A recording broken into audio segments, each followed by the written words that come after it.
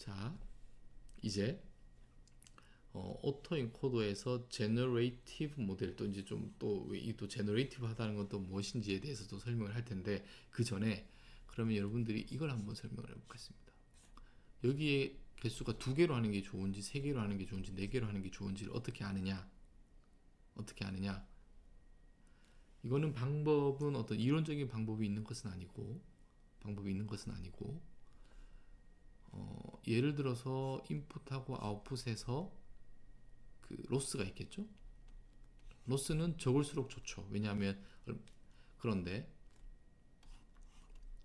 저희가 뭐 이 레이턴트 스페이스를 2개, 3개, 4개, 5개 키워가겠습니다. 레이턴트 스페이스가 크면 클수록 로스는 무조건 줄어듭니다. 그러겠죠.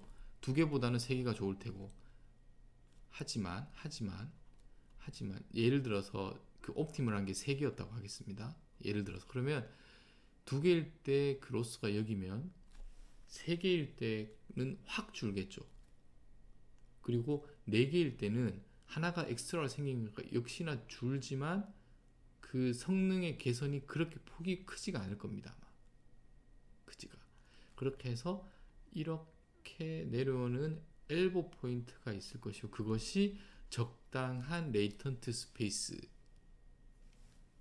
예. 그래서 그 어떤 좀 그 여러분들이 어느 정도의 그 실험을 통해서 이 레이턴트 스페이스의 디멘전을 결정을 하는 이건 좀 러프한 제가 아이디어를 한번 드렸습니다. 그래서 여러분들이 한번 뭐 여러분들이 가지고 있는 문제에서 오토엔코더를 만나게 되면 그 레이턴트 스페이스의 크기를 하는 걸 한번 여러분들이 한번 해보시고 플랫을 한번 해보시면 이런 그림이 나오면 어느 정도 그 아이디어를 얻을 수 있을 것 같습니다. 예.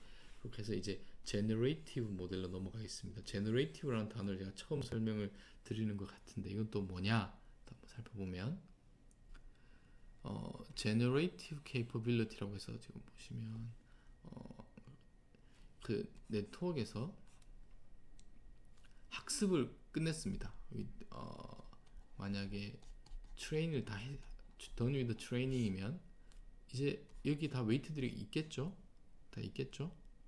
그러고 나서 이 부분을 버리겠습니다. 그러면 이 부분만 있죠? 그래서 지금 디코드 부분만 있는데 여기에다가 레이턴트 값을 넣고 forward propagation을 이제 뒷부분만 하는 거지 디코딩만. 그럼 여기 뭐 값들이 나오겠죠. 이 값들은 기존에 있었던 값들이 아닙니다. 이 레이턴트 스페이스의 값들을 보고 여러분들이 이 네트워크가 제너레이팅을 한 값입니다. 제너레이팅. 그래서 그림으로 보면 갔다가 왔었는데 여기는 이제 무시를 하고 오는 것만 생각하겠습니다. 그래서 레이턴트 스페이스에서 점들을 찍으면 원래 오리지널 스페이스에서 그 값들 이것은 제너레이트 된 값들인 거죠. 제너레이트 된 그렇게 해서 우리가 제너레이팅을 할 수 있다. 이게 어떤 의미인지 저희가 엠니스 데이터를 한번 좀 설명을 드리겠습니다. 예, 그래서 엠니스 데이터셋으로 제너레이티브에 대한 것을 한번 살펴보기 위해서 만약에 레이턴트 스페이스가 이렇게 2개로 이렇게 되어졌을 때 1호 6에 대해서 뭐 예를 들어서 여기 뉴 데이터 제가 점을 찍었다고 하겠습니다. 뉴런이 2개가 있고 이렇게 확장이 될 테고 여기가 784가 될 텐데 여기서 이 값이 그러니까 이렇게 쭉 이렇게 와서 뭐 예를 들면 뭐 마이너스 1, 5라고 하겠습니다. 마이너스 1, 5 해서 지금 여기 웨이트들은 다 바이어스 학습이 되어 있으니까 forward propagation에서 이 값들이 다 나오겠죠. 여기를 리쉐이핑을 해서 28by 28로 플랫을 해서 보면 이렇게 나옵니다. generated fake 이미지인 거죠. 그런데 제가 여기 주황색이 있는 이쪽 클러스터에서 값을 하나를 가지고 왔는데 보면 여기에서 데이터가 있으니까 지금 보면 페이크 데이터가 거의 5와 비슷하죠. 근데 이 5는 트레이닝 데이터셋에 있었던 5가 아니라 5라고 우리가 생각할 만큼 뭐 여기 좀 뭐 페이크의 5를 저희가 생성한 겁니다. 생성한 겁니다. 아시겠죠?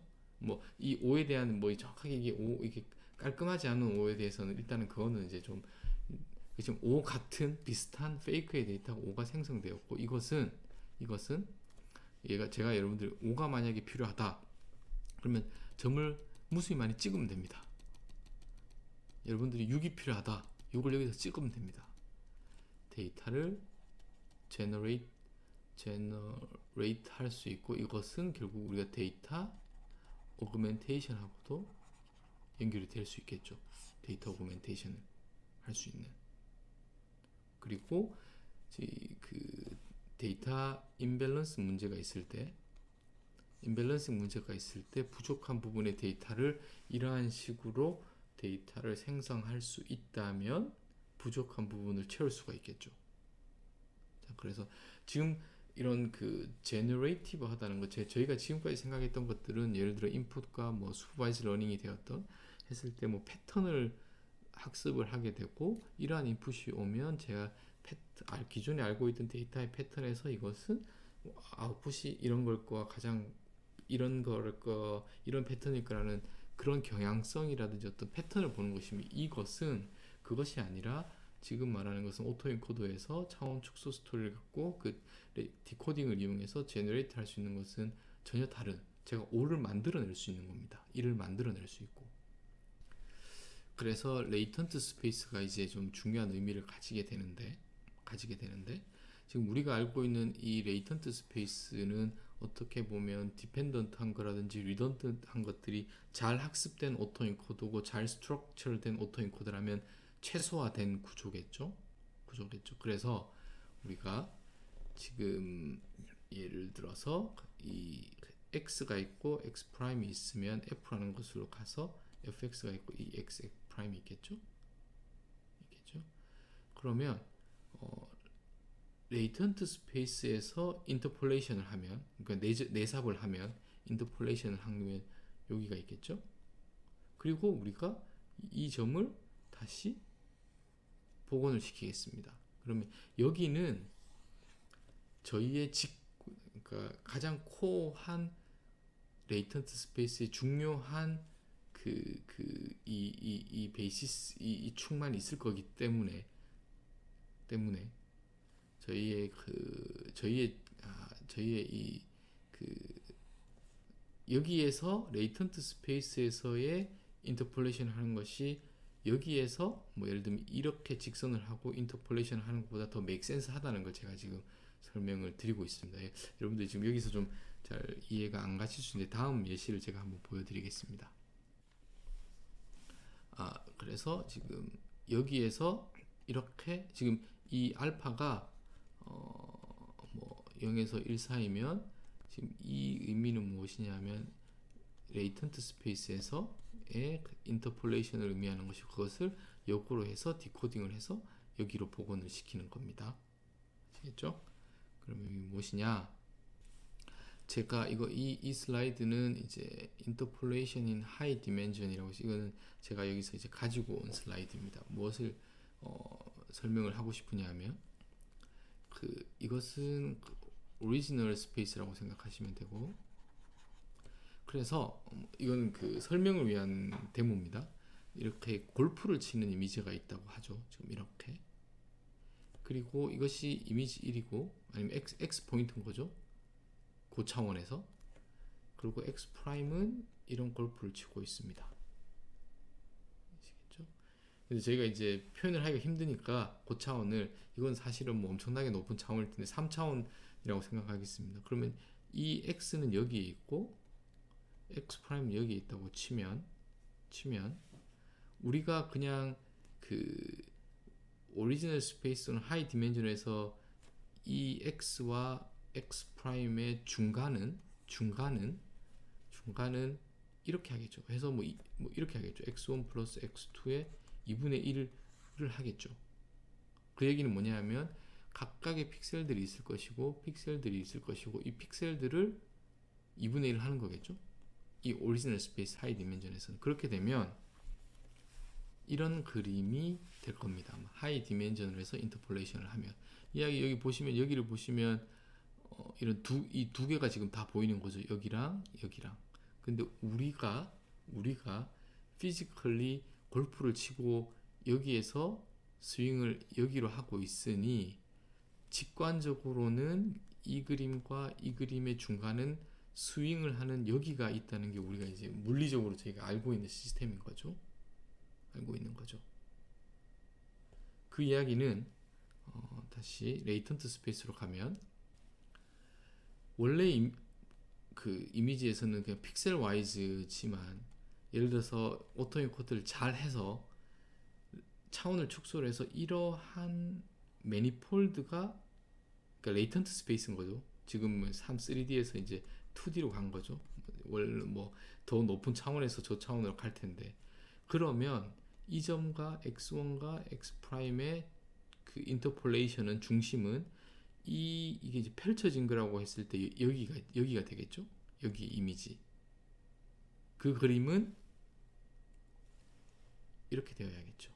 그러니까 이 레이턴트 스페이스에서의 이미지로 복원을 했을 때 그래서 이것을 interpolation in manifold라고 합니다. manifold라는 것은 레이턴트 스페이스를 생각하시면 됩니다.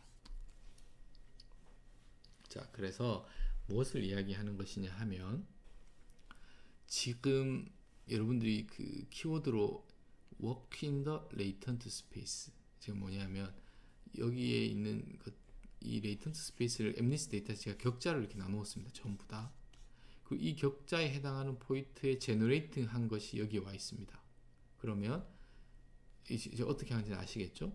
그리고 이렇게가 5에 해당하는 거 보시면 뭐 이렇게 5 이쪽 부분이 1 이쪽 부분이 6이라는 거 알 수가 있습니다. 뭐냐면 그리고 또 중요한 것이 5와 6의 경계 사이는 여기를 보면 5에서 6으로 자연스럽게 트랜지션이 되는 것을 보실 수가 있습니다. 매니폴드 상에서 걸어가면 자연스러운 트랜지션이 일어난다는 것을 여기서 볼 수 있는 거죠. 우리가 알고 있는 물리적인 의미와 더 가까워지는 거죠. 여기는 보면 1에서 5로 넘어가는 것, 1에서 6으로 넘어가는 것, 여기는 어떻게 보면 1과 5와 6이 공존하는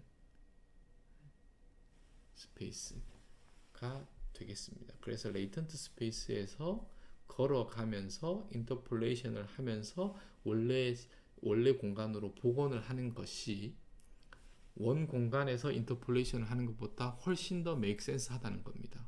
왜냐하면 매니폴드라는 것은 아주 고급된 정보만 압축된 것이기 때문에. 네. 여러분들 여기를 좀 그 곰곰이 좀 여러분들이 좀 이건 좀 여러분들이 좀 고민을 해보시면 좋을 것 같습니다. 예. 그래서 지금 이렇게 예를 들어서 걸어가면 여러분들 여기를 보시면 되겠죠. 5에서 6으로 넘어가는 경향성을 그대로 보인다는 것. 자, 그래서 제너레이티브 모델에 대해서는 이것은 뭔가 something make sense 한 거를 만들어내는 것 같아요. 근데 그 결과가 오토인코드 구조로 봤을 때 그렇게 만족스럽진 않습니다. 왜냐하면 너무나 심플하기 때문에. 그래서 그 확장되는 것이 뭐 VAE, 뭐 GAN, 뭐 이런 것들이 Variation Autoencoder, Generative Adversarial Network이라는 것인데 VA는 제가 이 강의에서는 다루지 않을 예정이고 Variation Autoencoder는 걔는 저희가 다룰 겁니다. 그래서 좀 더 제너레이티브한 관점에서 좀 더 그럴듯하게 어떻게 복원을 할 수 있는지에 대한 것들의 확장판이고 펀더멘탈한 아이디어는 여러분들이 제너레이티브를 오토엔코더 구조에서 디코딩 파트라고 생각하시면 그 무리가 없고 좀 성능을 훨씬 좀 더 개선하기 위해서 다양한 더 추가적인 모델들이 더 개발되었고 그 중에 하나 가장 유명한 것이 GAN 또는 GAN이다, GAN이다. 이것은 제가 추후에 여러분들과 함께 다뤄보도록 하겠습니다.